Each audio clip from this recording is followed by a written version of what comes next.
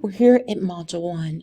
I know some of you don't go through the modules sequentially, and if you don't do that, you may be missing this, the example. Before each assignment, you will have an example.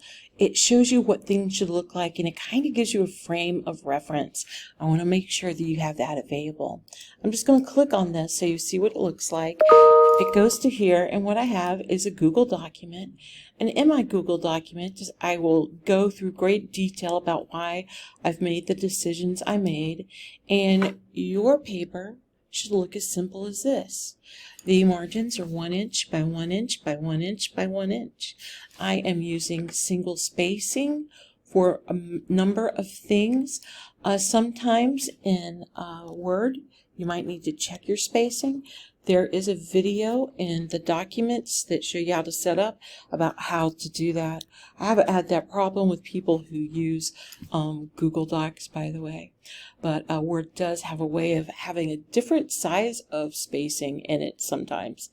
And I explained to you why I make the decision I make. You'll see that what situations you need. You'll notice that these are all in capital. They are dark. That is, they are in bold. This is single space. This is an APA reference. It is double space, and it has a 0.5 hanging indent. And all this information is explained in the module after the introduction, and it shows you things for Word and also for Google. Let's get back into looking at this piece. So your item that you have, you're going to find an article, a scholarly full text article. You're going to find 3 keywords from that article, and I'll show you where those may be. Sometimes you can use pieces from the article itself. You're like, oh, this is another way of expressing this that would be very helpful in my research. So let's go back to the assignment. So the assignment as it would appear, I just want to show you how it looks again. Example, and then the assignment. Now the assignments, at least the first ones, at some point I know you get the deal. I'm going to have an explanation. I also, if you forget it, have an example here. I also have the setup here. That's for margins and other things. There are help right here, and then I explain what it is. I have a little bit of a video, and then I go to an assignment piece by piece. You're going to create a document, and I give you an idea about what to name it. That's really important because sometimes I save your documents and it puts them in order, and when you're looking for things for your final project or other classes, this system is really very helpful. What it is the number and number of your class, and this will be the quarter, and this will be the module, and then you put your name. When you do that, all your files line right up in your downloads folder. Just to give you a hint, I saw somebody ask me to do this, a professor, and one time, and I thought, how ridiculous, but then I saw how beautiful it worked. Yeah, I totally do this. So I've already explained parts of this. You're going to use only a font of Times New Roman Arial, and it's going to be 12 point. At the top of the page, you'll have your name, and it's going to be single spaced. And you're going to choose one search resource. I've given you 3 options. First of all, you have PubMed. Now, PubMed carries medicine, healthcare, some psychological research, community health issues. So it has a broader reach than you first may think, and it would be very useful for those of you that are in the sciences and also in healthcare to give this a try. The second thing to use is a Google Scholar link I've set up. When I say I've set it up so you can find full text. And I'm going to show you what that looks like. I think you could use this for quite a few classes this quarter and other quarters. This is a little bit new, and if you do use this, I'd like to have your feedback on how it worked for you. It is a bit of an AI piece. ChatGPT has a way that people can set up their own baby GPTs, and they put different types of information in it that will search, as opposed to, say, the entire internet. So you can only set these up when you've paid their $20 a month. I do not expect you to do that. I am not doing that. We're just using the free parts of things. So I just wanted you to try something someone else set up, and I'll show you how that works. All you need to do is find one article that fits your thesis, all the different parts. Remember, it might be a huge part. Artificial intelligence, something, a subtitle, subtopic, education. Next thing, higher education, specific to English studies. And then your concern is impact, effects, outcomes, something that works about it or doesn't work. So when you select your article, it should hit on different pieces of that. Sometimes you may need one aspect more than another, but with this piece, our first one out, try to get all your little subtopics and topics together in one full text article. Write your thesis out. You're going to have some keywords. Now take those off of the article you find, either through reading it. It could be in the title. Some articles, scholarly articles, have list of keywords. Use some of those, and just use the thing that you find to be able to find more items in your research. I'm going to change this up a little bit, but I want you to know you're finding a scholarly article. It's going to be full text. Has to be full text. If you can't get it full text, do not use it. Do not mistake a book review for a scholarly article or an opinion article. It should be over 5 pages. It's going to have many references. It should have multiple authors. It should be published in a journal. Look for the journal name. Sometimes they're very sophisticated. They do give some indication of what they are.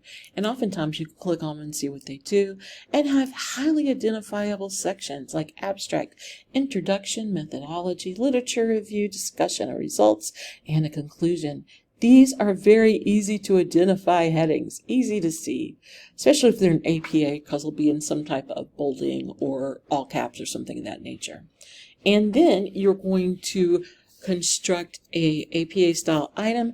These should be journal articles, so I have examples for you to follow. I've had you go through a couple of APA things, so I'm not going to really focus on that completely now, but I will be discussing it somewhat. So let's look what happens when you go to PubMed. So if you're going to use PubMed, again, it may not be good for all things. Like if I put English studies, it may not be best for this. Education, I probably should have put higher education. I'm just going to repeat myself at this point. Artificial intelligence. I can also, I think I'll get too many things, put ChatGPT, Siri, or something specific. Robotics, whatever applies to artificial intelligence in your research. I'm going to hit search, and then we're going to make this work for us. We're going to make sure you select free full text. Go down here and select the research articles, meta-analysis, randomized controlled trial, review, systematic review, publication date. Some of these are going to be real current. Pick the last 5 years. So I'm going to see what's here. A controlled doctor, virtual reality, evidence artificial education for medical students. And I'm not really going to find English studies in here, but let me show you. So I might move to Google Scholar if I was doing this particular topic. A lot of times when you don't find something, you're in the wrong resource, the wrong database, just the wrong place. It's just time to move on. And in this course, you're going to have so many places to move on. I think you'll be excited. But let me just go in to show you this. You click on the title. We see it's from 2023. We see it does have full text, but let's make sure it's really there, because I've had that experience as well. So it has a little bit of information here for you. Sometimes it'll have keywords here. You might be able to pick some up in this area as you read through it. But if you use something, you have to read the full text. So make sure the full text is available. And let me bring this back.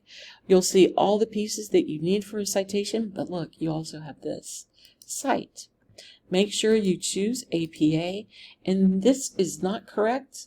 You can copy and correct it. The author's last name, first and middle initials connected by an ampersand is correct. The publication date in parentheses ends with a period is correct. The title, nothing is capitalized except for the first word, a word after a colon. There are no proper noun or noun phrases, so the capitalization of the title is correct. This is not correct. Digital and health should be capitalized. This is the name of the journal, so it's title case. This should also be in italics, as is the volume number, which is correct. We have the name, the issue number here in parentheses, comma. That's correct. Now this is an article number. You would just put the word article, capital ARTICLE, in front of this. And you're like, how would I know this? Well, the link I have in the assignment gives you some options for different types of journal issues. And one of it is a journal with an article number.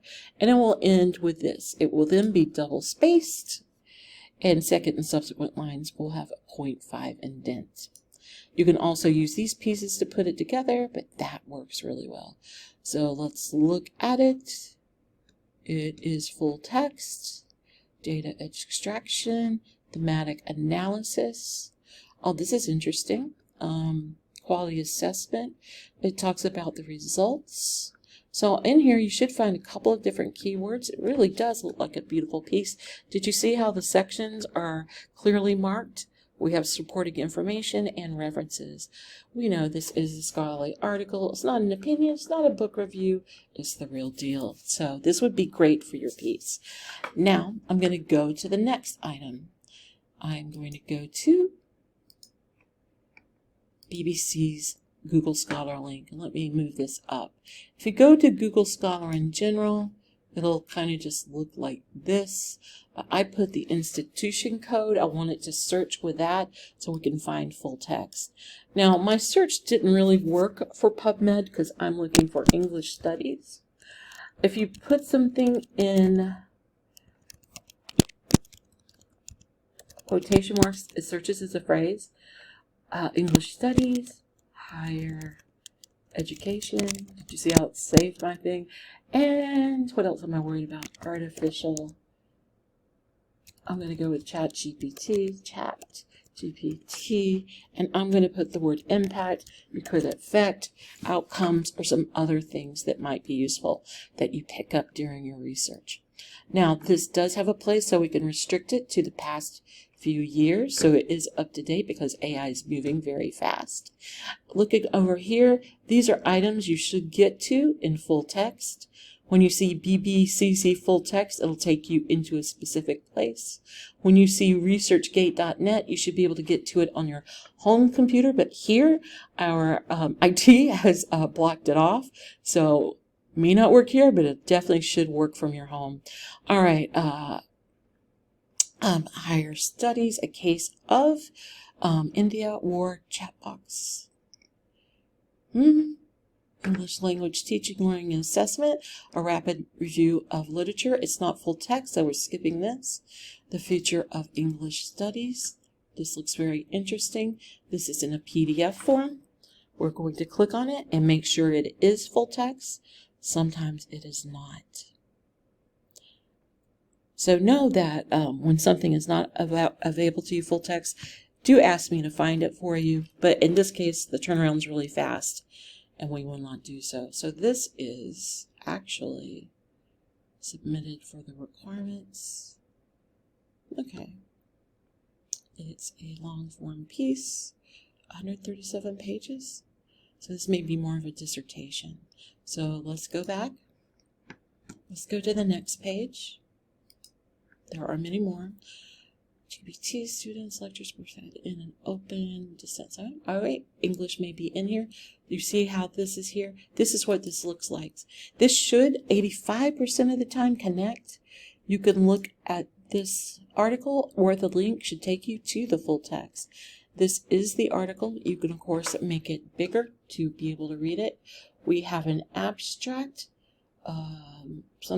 We have some keywords here that you could use as an introduction, and just wait for it to load here. Just make sure it's all here. It's loading slowly. Sorry about this, but I do know that it has multiple pages. These are the sections. So rather than make you look at it, it should have references and sections. We see it as an introduction. The next thing may be like a methodology or other pieces. Right now it's just not loading, but know that it is full text, and that would be acceptable, and that's how that looks when you select full text from BBCC full text. It should resolve. Science Direct does have some free things available. So suppose pedagogy, technology, global lens, and English language teaching. Oh, you see how that one fits all the pieces of my thesis? I really like this one. Let's see if it's actually full text and available for me to use. See the abstract, the introduction, and oh yeah, it is. So this would be awesome to use if I was doing that particular topic. Now, does it give us any keywords? Sometimes it will be under the abstract. Ooh, and yes, it does. So for your first module, you absolutely need artificial intelligence. Then pick the others that may be useful for your topic. And I see I've been using English studies, but I might need to use other things as well. And also, technology in education is a phrase that may be useful in my search. So I hope that makes sense. So if you go to Google Scholar without going to my link, it's going to not have all these things highlighted or take you to full text like I have it set up. The Google Scholar link is under databases A to Z, under G, Google Scholar link. And I also have a video that shows you how to use it in more detailed ways than I'm going into today. So let's go back and let's look at the last object I have for you. Now, this is the first time I've ever used something like this, and it's ScholarGPT. It's an artificial intelligence where you ask it to deliver you academic materials. And if your professor says not to use things like this, do not.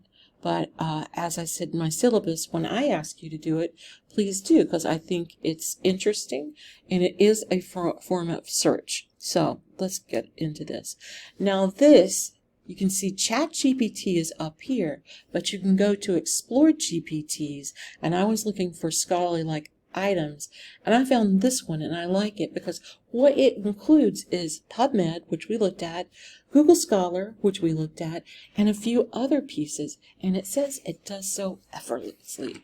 But one of the key ways of dealing with some of these products is the prompt. We need to tell it to do what it needs to do. I'm going to say, hello. Remember, be nice to your AI. Hello, I need academic scholarly articles that are full text and cover the issues of higher education, and English teaching, and ChatGPT. I could also just put artificial intelligence, GPT, and impact, and I need 10 articles to look at. Thank you. Honestly, it does make a difference. Okay, so you see I've typed it in. I tried to be extremely specific. I wrapped it around the things I need for my thesis. Instead of going into ChatGPT, I went to a place where they've put together a number of databases for me to search that are free and available on the internet. And this is going to list us out some items and give us some articles. The role in ChatGPT, higher education, it may have English studies in there. AI for large language models, not sure about that one. Opportunities, challenges, and strategies in higher education, a literature review. That could be very useful. The literature review may include something like English, or at least come up with some ideas or best practices around it. A systematic literature review on the impact in higher education, not bad. Exploring implications and language learning. That's not quite what I'm trying to do. These are both doing language learning and higher education, frequent productivity, English language teaching, learning, and assessment. I'm feeling like this may be a little bit better. Access via EBSCO host. Will that resolve? Let's give this a try. We have EBSCO, but I feel like you'd need to go in there to see it. So yeah, find your institution. Let's see, Big Bend Community College.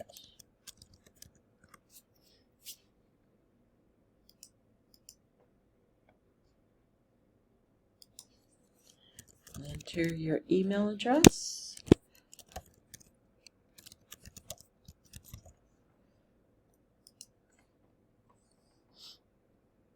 Your password is the same for your email.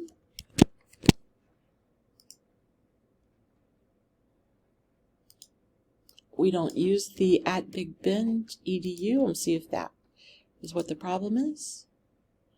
And I'm going to have to work on this to make it work. Let me go back. I'm going to include the things that don't work, by the way, because sometimes librarians make it look really super smooth. So I chose something that I can't get the full text of. So that means for this project, you can't use it. You can't use an abstract in the absence of full text. Make sure you have the full text to read, and that if you're a professor or someone asks to see it, that you can say, here it is. Impact on productivity. So let's give this one a look. It says it has a PDF, and it downloaded here, and it opened thusly. Has an abstract. Look, you can have some keywords here to pull from. It has the different sections, so I know it's scholarly, it's full text. For this, you just need to write a sentence about what it's about, and also a sentence about if you enjoyed or what you thought about using ChatGPT, Google Scholar with a full text edition, or PubMed. So that's how you do your project. And again, I want to make sure you understand how it should look. I'm going to modules. When you come to the modules, you'll see here an example of how to do it. And it's going to give you a Google Doc for you to look at. It should look exactly like that. No surprises. And then when you get to the module assignment, you will have this video, and you'll also have the other pieces to go over. And if you have any questions, take the time to ask. If anything, I've probably provided you with more information than less. When you're looking